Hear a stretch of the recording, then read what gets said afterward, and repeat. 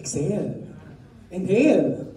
Exhale. Ayan. So meron akong katanungan dito bago ako tuluyang magsimula. So next slide please. Bakla ka ba? Ay, hindi. Lalakasan ko pa yan. Bakla ka ba? Sus, bakla. So ayun, di ba walang context, walang intro, walang hi, walang hello, walang kumain ka na ba? Diretso, no, bakla ka ba? Paano kung hindi ka pa handang sumagot? Paano kung sinanay ka? Next slide please. Paano kung hindi mo pa rin maintindihan ang sarili mo? Paano kung nasanay ka na magtago sa mga anino mo? At paano kung pinipilit kang manahimik ng mga tao sa paligid mo?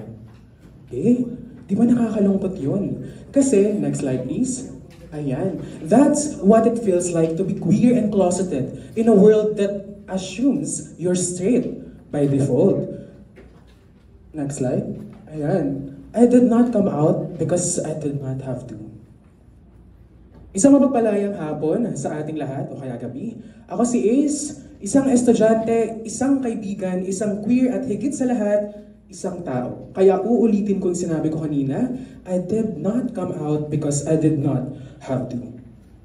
Okay, now, that sounds ideal, right?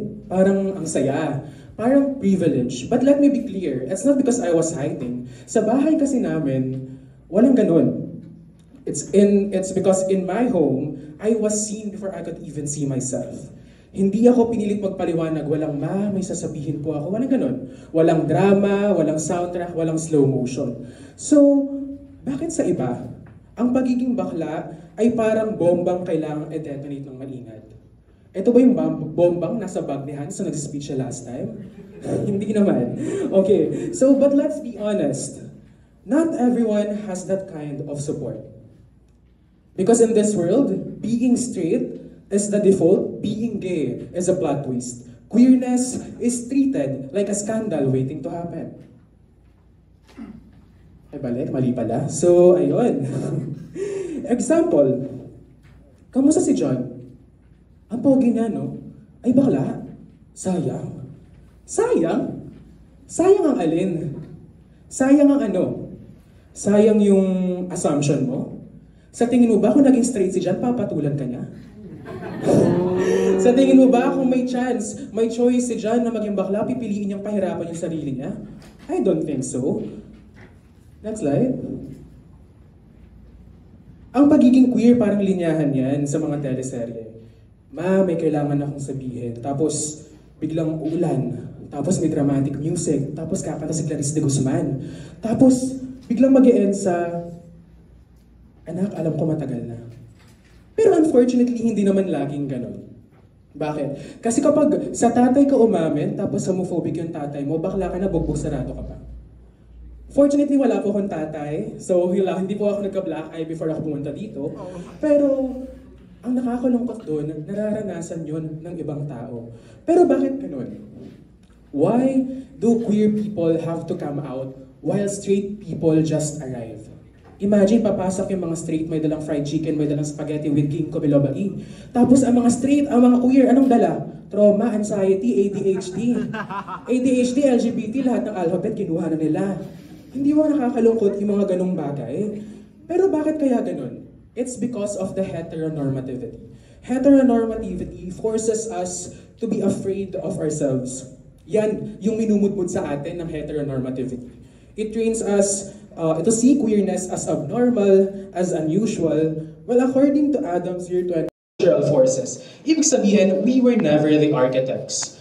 The system was built by the society.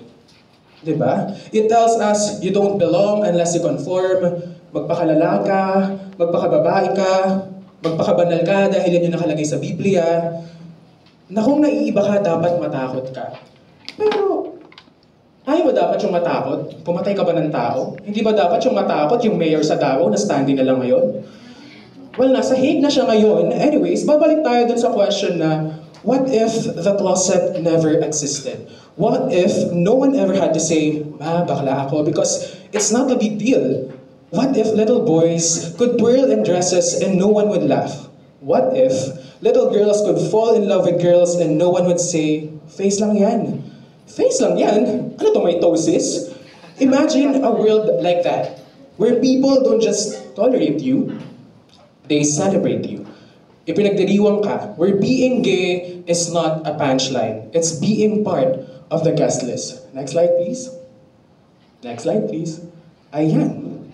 So, kapag next time may nagpapaalis sa inyo ng mga homophobic, sabay-sabahin nating sabihin, saan mo siya dalahin? Ang ina ka, di ba? Para mawindang naman yung mga homophobic. Kasi, according na rin sa next slide, ayan, that world doesn't just happen. We build it word by word, act by act, person by person. Every time we shut down a homophobic joke, every time we validate someone else's identity, every time we make space for love, no matter what form it takes, we hammer away at the closet, we remove one nail at a time. Because sinabi na rin ni Garcia, De Vela, and Tan taong 2019, pinoint out nila na coming out in the Philippines is often less about self-affirmation and more about conforming to heteronormative expectations. So, and that's a burden we must no longer pass down. Imagine tatlo-tatlo sila nagsabi niyan, tapos hindi pa natin gagawin. Next slide. Ayan. Pogi sana, kaso matalino sana, kaso mabait naman, kaso ano? Kaso bading. Kaso bakla, kaso tibo, kaso tomboy, panggatong sa impyerno, salas sa lipunan, ano ba? You name it. Kaso lalaki nagmamahal ng kapwa lalaki. Babae nagmamahal ng kapwa babae. Na kapag namatay, malulunod yung kaluluwa sa dagat-dagatang apoy. So pag tinanong ka, bakla ka ba? Siyempre matatakot ka. Hindi na ako, bakla ka ba? Ay, hindi po. Hindi po ako bakla. Pero kung ganun yung gagawin natin, well, bubuksan ko na lang yung legs ko ng over sa wide. Kapag nasa jeep ako mag-manspread ako na parang ang bigat ng bayag ko, para lang masabi na straight ako. Gusto niyo ba yun? Di ba ayoko yun? So, bilang kapatid, bilang kaibigan, estudyante at bilang tao, paano tayo nakatutulong sa pagtatayo ng closet o sa konsepto ng tinatawag nating paglaladlad? Sa mga simpleng sinasabi natin, sa mga simpleng joke natin na dapat lalaki ang namumuno, dapat babae ang nag-aalaga, pogi sana, kaso bakla, sayang naman. Yung mga bagay na yun ay maituturing nating pako. Pako sa pintuan ng isang paglaladlad. Pero bawat pagtanggap, bawat kwento, bawat pagtayo at pagyakap sa sarili, bawat isa ay martilyo na pwede magtanggal sa mga pako na sinabi ko kanina. Tandaan natin na ang martilyong dumiin pailalim sa mga pakong mas nagpatibay kung bakit kinailangan naming magtago, ay siyang may kakayahan ding mag-alis ng mga pakong ito. Palayain ang mga aninong nagpupumiglas sa loob nito.